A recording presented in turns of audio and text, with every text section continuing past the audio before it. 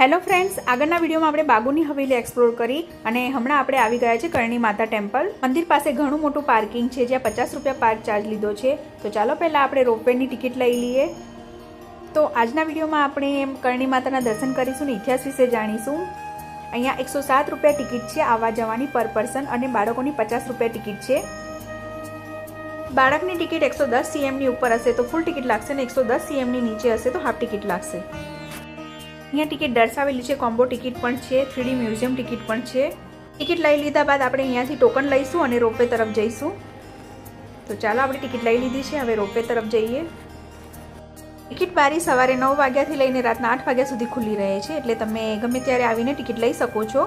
અને અહીંયા સીડીઓ પણ છે, તમે સીડીઓથી પણ આવી શકો છો. અને અહીંયા કાર્નિવલ ગેમ છે બાળકોને રમવા માટેની. બપોરના સમયે અમે આવ્યા છે એટલે ટ્રાફિક થોડું ઓછું દેખાઈ રહ્યું છે. મંદિરના ઇતિહાસની વાત કરીએ તો ઉદયપુરના મચલા મઘરા પહાડી પર આવેલું મનસાપૂર્ણ કરણી માતા મંદિર એક પ્રખ્યાત યાત્રાધામ છે.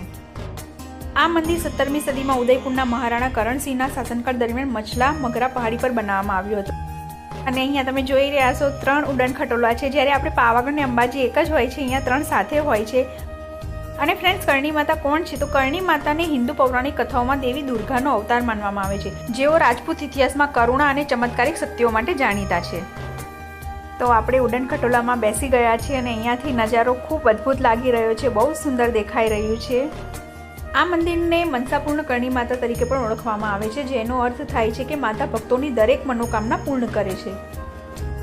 કરણી માતાનું મંદિર દૂધ તલાઈ તળાવની નજીક આવેલું છે. અંબાજી મંદિર અને પાવાગઢ મંદિરના રોપવેમાં તો બેઠા છે. આજે ઉદયપુર કરણી માતાની રોપવેમાં બેસવાની ઘણી મજા આવી રહી છે. અને ફ્રેન્ડ્સ, અહીંયા કરણી માતા ટેમ્પલના રોપવેમાં એક સારી વ્યવસ્થા છે. અહીંયા ઉપર ચડ્યા બાદ રોપવેને 1 મિનિટ ઊભી રાખવામાં આવે છે, જેથી આપણે વિડીયોને ફોટો સારી રીતે ક્લિક કરી શકીએ અને અહીંયાનો નજારો જોઈ શકીએ.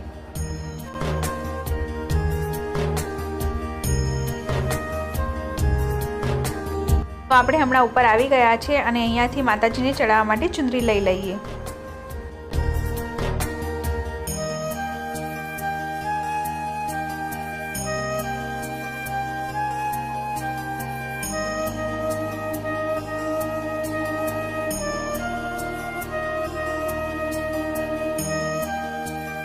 અને અહીંયાથી ઉપરથી તમને નજારો બતાવી રહી છું, કેટલું સરસ દેખાઈ રહ્યું છે. મનસાપૂર્ણ કરણી માતા મંદિર સુધી પહોંચવા માટે સૌથી લોકપ્રિય અને રોમાંચક રસ્તો રોપવે છે, જે દૂધ તલાઈથી શરૂ થાય છે અને સીધા મંદિર સુધી લઈ જાય છે. એમ તો અહીંયા પગથિયા ચડીને પણ મંદિર સુધી પહોંચી શકાય છે. બપોરનો સમય છે એટલે સાંજના સમયે અહીંથી સૂર્યાસ્ત અને ઉદયપુર શહેરના દ્રશ્યો ખૂબ જ સુંદર દેખાય છે. આ તમે જોઈ રહ્યા છો, આખી ઉદયપુર સિટી દેખાઈ રહી છે. અને ફ્રેન્ડ્સ, ઉદયપુરનું આ કરણી માતા મંદિર બિકાનેરના કરણી માતા મંદિર કરતાં અલગ જ છે. બિકાનેરનું કરણી માતા મંદિર જે ઉંદરો માટે પ્રખ્યાત છે.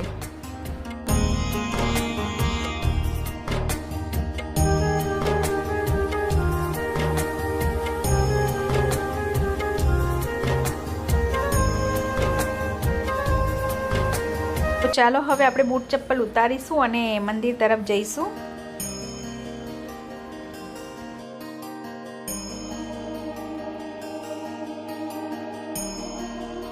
તો આપણે અહીંયા પહેલાં ભોલેનાથના દર્શન કરીશું અને અહીંયાથી મંદિર જવાનું રહેશે. આ તમે સામે જોઈ રહ્યા છો. તો મારો બાળક અહીંયા ભોલેનાથને જલાભિષેક કરી રહ્યો છે. તો આપણે ભોલેનાથના દર્શન કરી લઈએ.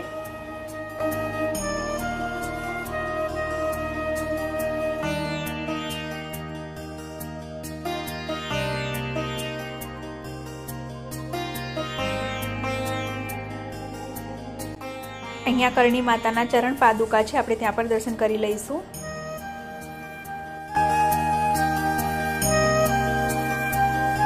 અહીંયા પણ શિવલિંગના દર્શન કરી લઈએ.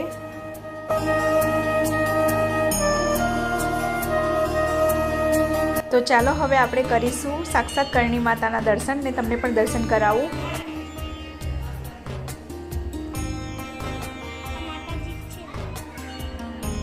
અહીંયા કરણી માતાની પવિત્ર પથ્થરની મૂર્તિ છે. આપણે દર્શન કરીને બહાર આવ્યા છે અને અહીંયા ભોલેનાથની આરતી થઈ રહી છે.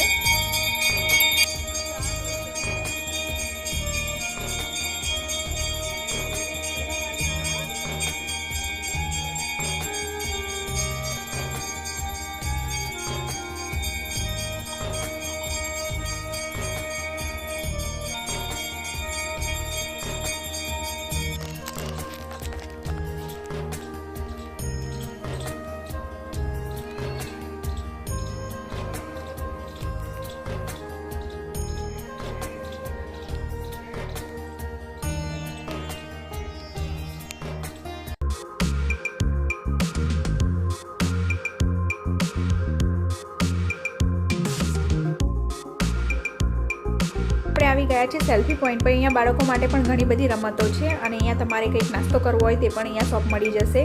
અને આ તમે સામે જોઈ રહ્યા છો સેલ્ફી પોઈન્ટ છે અને અહીંયાથી તમને આખું પિચોલા લેક દેખાશે. ખૂબ સરસ લાગી રહ્યું છે. સાંજના ટાઈમે અહીંયા બહુ જ સરસ લાગે છે. અને અહીંયા અંદર ફૂડ સ્ટોલ છે જ્યાં તમારે કંઈ ખાવું હોય અને અહીંયા શોપિંગ પણ કરી શકશો એ રીતની દુકાનો પણ છે. અને અહીંયા ફિશ પેડિક્યોર છે જેમાં મારા બાળકને એન્જોય આવી રહ્યો છે. ફિશ પેડિક્યોર કરાઈ રહ્યો છે.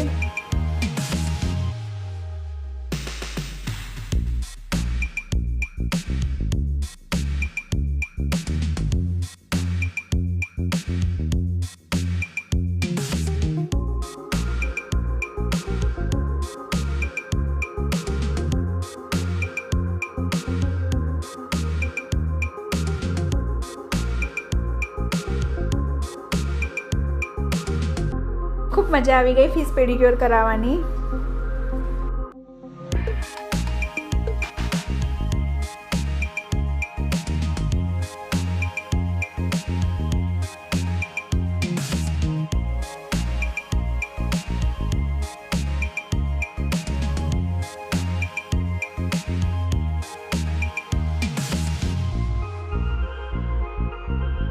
તો આપણે હમણાં બેસી ગયા છે રોપવેમાં. હવે જઈ રહ્યા છે નીચે અને અહીંયાથી પણ આખું લેક દેખાઈ રહ્યું છે. ખૂબ સરસ દ્રશ્ય લાગી રહ્યું છે. અહીંયા રોપવે જતાં પણ વચ્ચે 1 મિનિટ ઊભી રહેશે અને આવતા પણ 1 મિનિટ ઊભી રહેશે, જેથી આપણે ફોટા ક્લિક કરી શકીએ અને વિડીયો લઈ શકીએ. એ ઘણી સારી વ્યવસ્થા છે.